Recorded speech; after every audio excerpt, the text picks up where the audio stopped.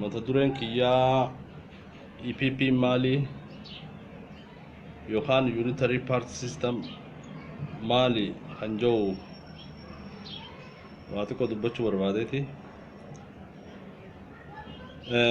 Akkasuma federaalizimii maali jennee ilaaluu dandeenya jechuudha. Sadaqul haq. Kanaaf wanni jiru EPP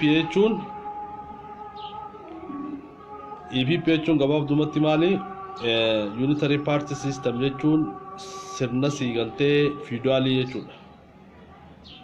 Sirna feudaalii jechuun maal jechuudha? Biyya takka, alaabaa takka, amantii takka, saba tokko waan jiru jechuudha. Ifaadha jechuudha. Kana keessa maali? Mirgi siigaltee garee hin kabajamuu, mirgi nama dhuunfaa kabajamaa jechuudha. Unitary party systemiin kun wanni inni siigaltee suudhaaf deemu mirga sabaa fi sablammootaati. Mirga sabaa fi sablammootaa ukkaamsuudhaaf kan qophaa'ee jechuudha. Mirga sabaa fi sablammootaa ukkaamsuudhaaf sirna qophaa'ee kana keessatti yoo kan yaadannu taate seenaa calanqoo fudhachuun ni danda'ama. Calanqoo irratti uummanni Oromoo kan Harargee biyya takka, alaabaa takka, amantii takka, specially amantii takka kan jiru. Amantii takka jechuun uummanni keenya siigaltee calanqoo irratti ni shahiidee Bakar Waaree ni shahiidee yeroo siigaltee gootummaa sammurti guutoon qabsoo gaggeessitu san Bakar Waaree ni shahiidee jaanii jechuudha. Wanni kana jaaniif hiikaa qabaa jechuudha. Hiikaan isaa maali? Yeroo sirna gita bittaa nafxanyaa biyya keessa siigaltee Oromiyaa cabsuudhaaf yookaan lafa Oromoo saamuudhaaf yookaan amantii Islaamummaa tana balleessuudhaan Ortodoksii lafa qabsiisuudhaaf yeroo isaan biyya keessa siigaltee bobba'an Oromoon siigaltee Harargee calanqoo irratti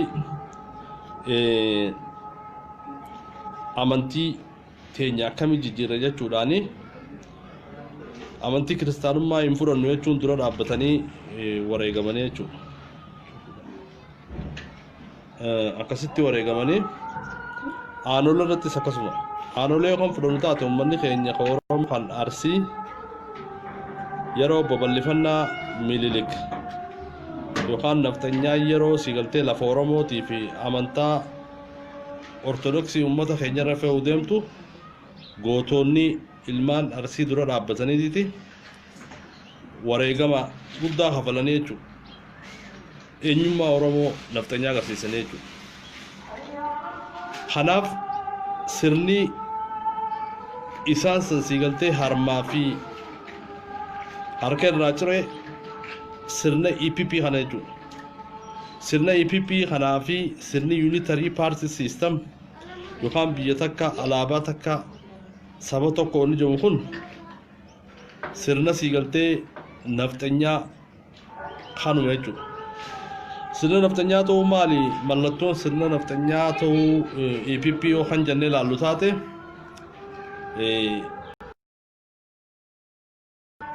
Maddamar keessa wanni jiru hayyoonni garaagaraa irraa dubbachaa jiran jechuudha. Maddammarii keessaa kitaaba Maddammar Jawsan keessaa hayyuun tokko akka jeetti ani kitaaba Maddammar Jawsan yeroo fudhadhee jitiin siigaltee xiinxalaa turee je yeroon xiinxale ammoo kitaaba san keessa siigaltee kitaabni san waa'ee duudhaa Oromoo waa'ee sirna gadaa Oromoo tokkollee keessatti nagarree jechuudha. Kitaaba san keessa wanni faarfamuu siigaltee Teediroos siigaltee Itoophiyaa ammayyaa uumuudhaaf isaa tattaafachaa jiru uummanni harka didee akkasitti Teediroos akkasi kufee waan jiru siigaltee kitaaba Maddammar Abii san keessa lafa kaa'amee jira jechuudha. wanni biraa sii galtee EPP tana yookaan unitary party systemii kana wanni nama agarsiisu kan biraa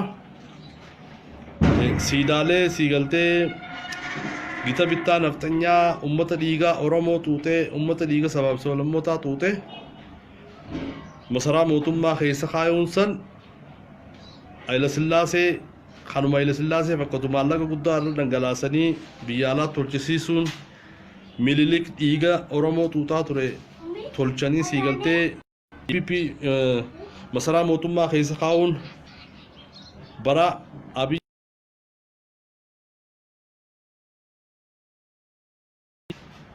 maalirraa kan madde sirna EPP yookaan unitary party systemii Itoophiyaa dullattii dur deebisuu waan keessatti nama agarsiisaa ta'e jechuudha qabatamaadhaan.